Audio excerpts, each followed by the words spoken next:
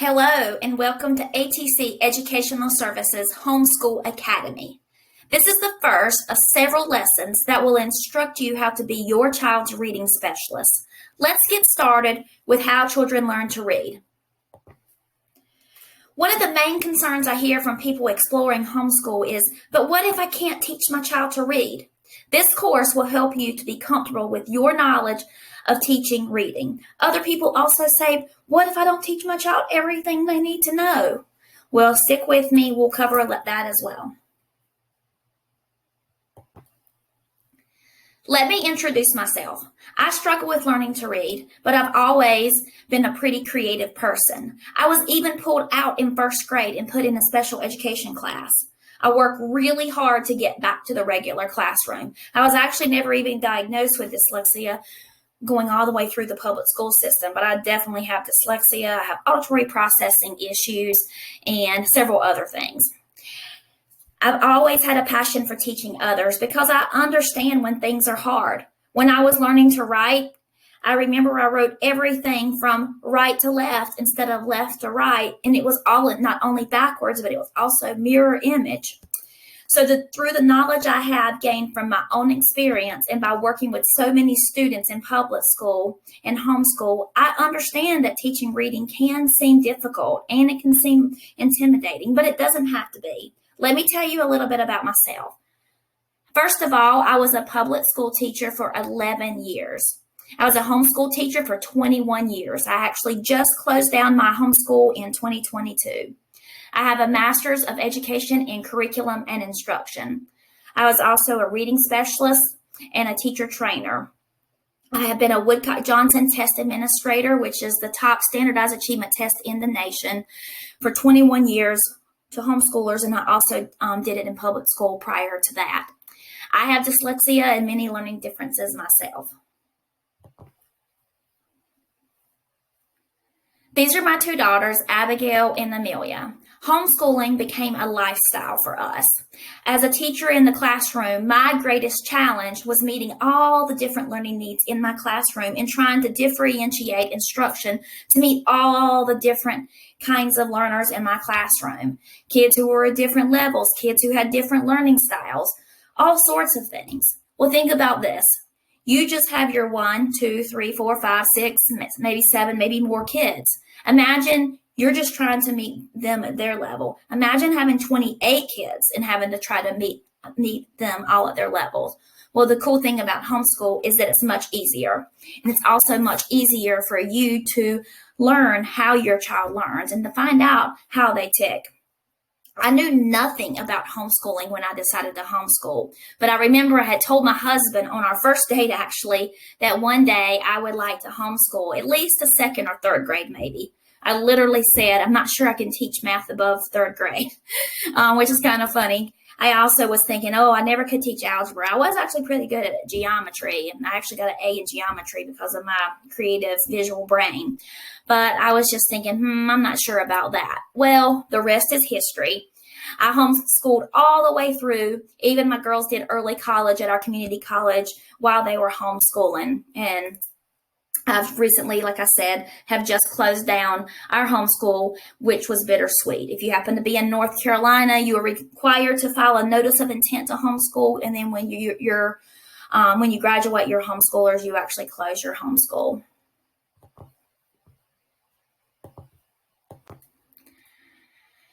Homeschool, like I said, became our lifestyle. My style changed over time as I assessed my needs of my kids, our family situations. I always had to work while I was homeschooling. I planned, I taught, and I evaluated. That is a whole other course in my ATC Homeschool Academy that's called Choosing and Using Curriculum. But don't worry, you don't need to know how to know about everything to teach everything successfully. Take a look at the bottom picture on the left of the screen. That's my daughter, Amelia. Obviously, I did not teach her how to draw portraits on paper or digitally or with a stylus. She learned how to do that on her own. That was her interest. I allowed her to explore it, and she was able to teach herself. The key with homeschooling is that it's not about, I need to make sure that I have this and this and this and this in my bucket. but it's how to teach your child how to fill that bucket, how to learn. And so you can see at the top picture, I'm looking at that picture. That's actually a picture I didn't even know I had. I found it when I was looking through some homeschool pictures. And that's Amelia, and I had made a note that we had just come back from voting, and she was reading the Constitution. That's another thing. Not all learning has to take place in actual textbooks. But when it comes to reading and math, there are certain direct, explicit instruction that you need to teach your child, even for kids who actually learn those things naturally. When I first started teaching, I did it literally just like I did in my classroom where I taught public school at a classical magnet school. And then finally, it didn't take me long to realize, why am I doing this? This is silly. If I wanted to teach my kids like public school, I would have sent my kids to public school and allowed the government to teach them. I'm deciding to do what I feel is best for my kids. And so a lot of people also say, well, but what about the socialization skills? I know this has nothing to do with reading, but there is a certain stigma that comes along with it. And I want to address some of those main issues as I go to try to make it a little bit more interesting. You can see a picture of, this is the last homeschool prom that my daughter Amelia went to. I have lots of homeschool prom pictures because the cool thing about homeschool is you actually can start going to proms in 9th grade. I know there's even some homeschool middle socials and those kinds of things, depending on what co-op you might be involved with. But even if you're not involved with co-ops, that's okay too. There were times in our life where we couldn't be in a co-op. We couldn't take extra outside classes, and my kids are still fine. And so I want you to realize that you don't have to know everything to successfully teach your child. You just need to teach your child to learn to love to read and to learn to love to learn. I could never teach my child how to draw, obviously, like I said before, but she taught herself that. You don't have to be a teacher to homeschool. In fact, I stopped doing things like I did in public school. I think I've already said that, hadn't I? I forget what I have said. But basically, I've helped hundreds of families with no teaching background homeschool successfully, and you can do it too. Also, if you happen to already have my book in my Teacher Pay Teacher store that's called ATC Top Picks, Choosing and Using Curriculum, in the very back, there's a section on research that actually is the latest research out of Harvard that says that homeschool kids overall have more social skills and are also academically higher than students from public school. So I'm not going to get into all the research now, but that is it. All that research is in my book. I'll talk about that at the end. To understand how students learn to read differently, you need to understand achievement versus aptitude. So achievement is learning itself. Basically, achievement is what you achieve, what you can actually do. Aptitude is your child's potential. What is their potential to learn? Some people refer to it as cognitive ability. Some people refer to it as intellect. Some people refer to it IQ. All those words mean aptitude. So you have your achievement, which is what you're actually able to learn, and then you actually have your aptitude, which is your potential. Why is this important? Well, first of all, it's important to note that there's a large majority of really smart kids that have learning differences because there are all kinds of minds. Learning disabilities, learning differences, learning difficulty are all often used interchangeably, but there are some cases where they can have separate meanings. So, for example, dyslexia is a learning difference. That's the one that I actually have. It's often classified as a learning disability. I don't like to refer to it as a disability because that, to me, it just has a negative connotation. I think it's important that your child understands how different brains work differently, but I refer to it as a difference. It's a difference in the way your mind is wired. But dyslexia is where a student may have remarkable academic abilities in some areas, or even average to slightly above average, but there are discrepancies or differences in their reading achievement. It could be with spelling, it could be with letter word identification, it could be with reading comprehension, or even could be with reading fluency. It might just be one of those, it might be all of those. A student may have great creativity, they may be a great problem solver, they may be working above their average peer in one or more areas, but then their spelling is mildly to moderately delayed. And that happens often. And it's important to understand all these differences in the way minds are created so differently. So, how children learn to read. Some children will learn to read naturally, while others need direct, systematic approach, or what is referred to as explicit instruction. If you happen to be someone that says, you know what, my child's already really learned to read, this doesn't seem very helpful, well, stick with me, because you may be surprised at some of the things that you may learn. You may already know them, and that will affirm it, but there's also some important things to take into consideration for kids who did learn to read on their own, and some things that you might overlook to do that will help keep them from getting to their full potential. The key is to be intentional, to be flexible, and willing to use multiple methods as you assess, plan, teach, and evaluate.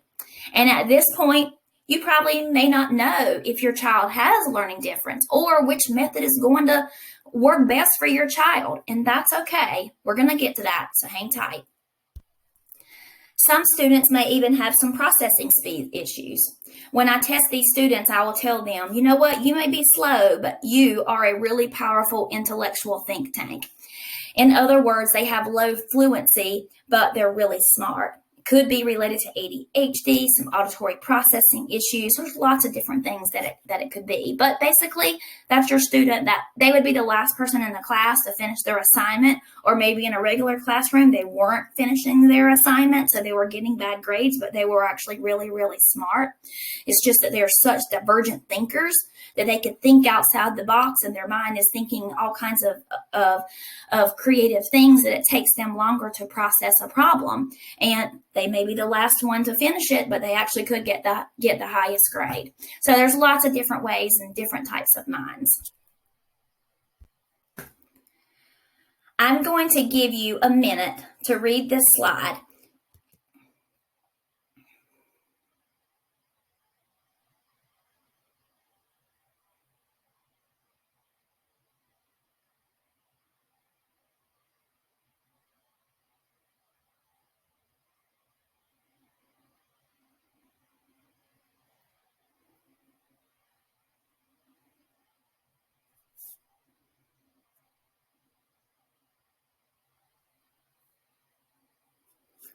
All right.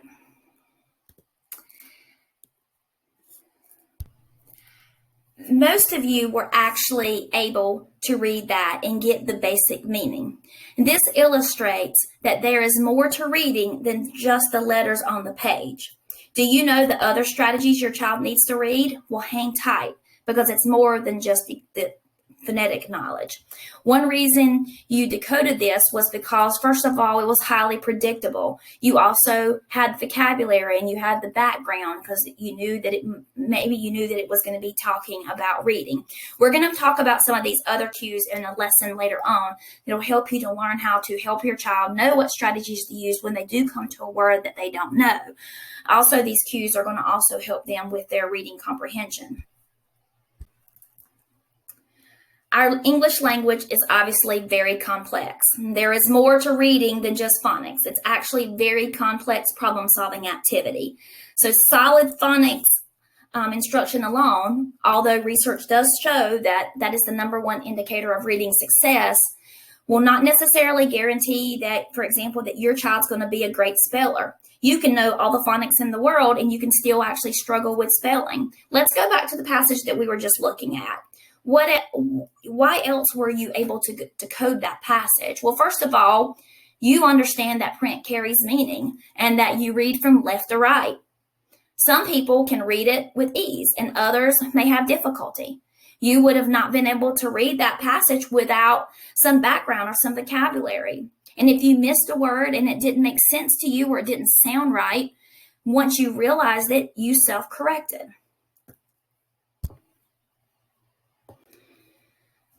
Let's see how complex our English system is. So which is the correct spelling? Keep in mind that there is no link between cognitive, remember that's the aptitude, ability, and actually spelling. In fact, some very intelligent people are poor spellers. We want to give all of our kids the tools to help them reach their maximal potential.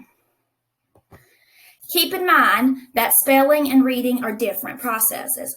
Our focus in this whole course is going to be on reading, but you need to see the connection in order to create a balanced literacy instruction or plan in your home. You may be saying, I'm more overwhelmed and confused with all this stuff. Well, hang tight. There's a reason behind all this important background information that I've just given you. This systematic method will help you be prepared to understand what we cover next. Hang tight.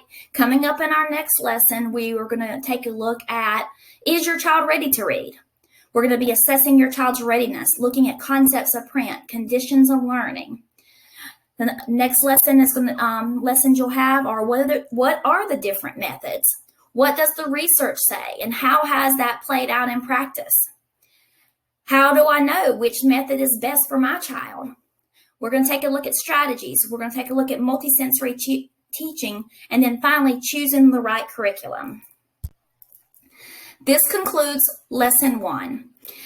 You can find me on TPT or Teacher Page Teachers at ATC Educational Services. Some of you have found out about this because of you have my book, ATC Top Curriculum Picks. It's about a 70-page homeschool visual guidebook. If you're dyslexic, you will like it because I used dyslexic-friendly fonts throughout the book. If you're a visual person, you'll like it because I've tried to break it down and make it a very visual guidebook, so you're just not sitting there reading. Their things are created in graphic organizers. So go ahead and get ready for the next session, and you can either do that later today or tomorrow. See you later. Have a good rest of your day.